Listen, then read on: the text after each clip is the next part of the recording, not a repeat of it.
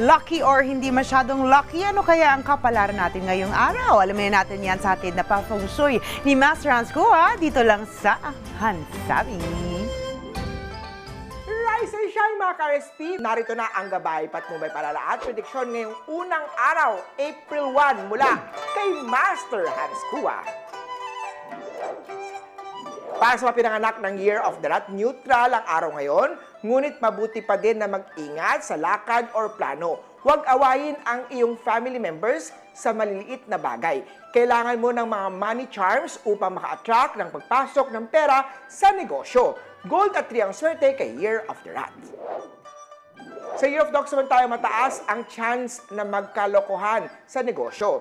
Pag-isipan maigi ang mga moves at huwag agad maniwala sa mga tao nag-aaya o nag-aalok ng kung ano-ano.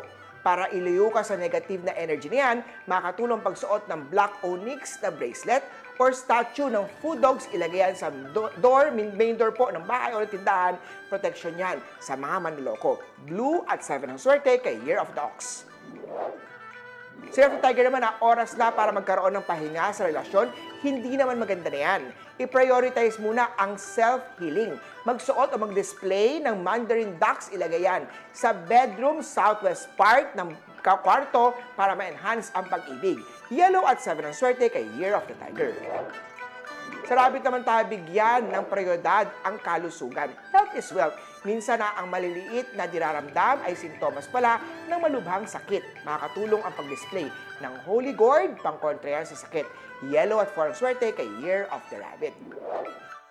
Sa Dragon naman na masyado kang hot, mainit masyado ang ulo mo, chill ka lang at huwag unahin ang galit na hindi naman importanteng mga bagay. Ugaliin, i-check ang mga gamit dahil baka maging biktima ka ng theft or robbery. Pink at 9 ang swerte kay Year of the Dragon.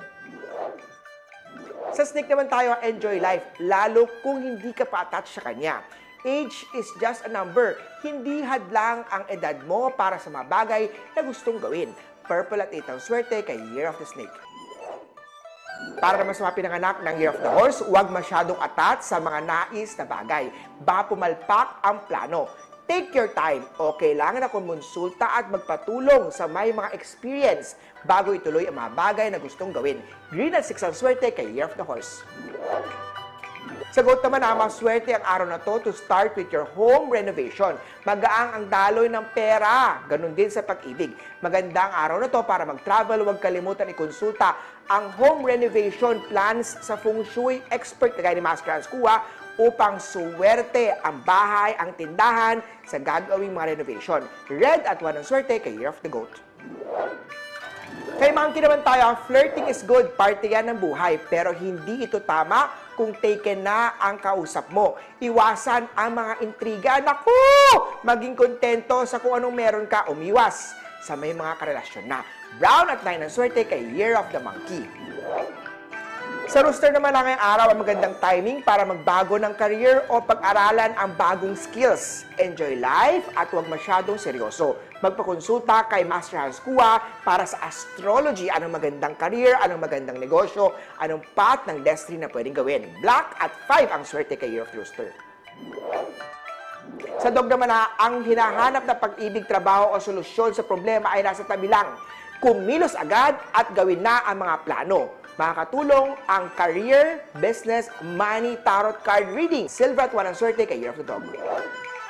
At sa Year of the Pig naman, gamitin ang pagiging charming para mapansin ka na ni crush. Iwas muna tayo sa mga love scam.